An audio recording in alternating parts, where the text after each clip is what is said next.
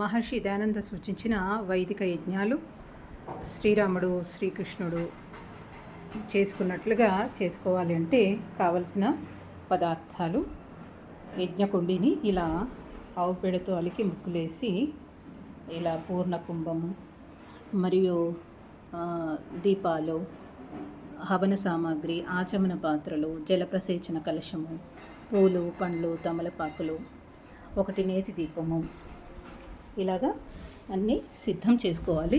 చేసుకున్న తర్వాత ఇంకా ఆవు నేతిని కుంకుమ పువ్వు కస్తూరి వేసి వేడి చేసుకోవాలి. సాంబ్రాణి జవాడు హారతి కర్పూరం బిళ్ళలు పరమాన్నము మరియు సమిధలు గంధము ఇలా సమిధల్ని కూడా ఒకరోజు ముందుగా ఎండబెట్టుకోవాలి. ఇలా ఇవన్నీ సిద్ధం చేసేసుకుంటే ఇంకా యజ్ఞము వెంటనే మొదలెట్టచ్చు.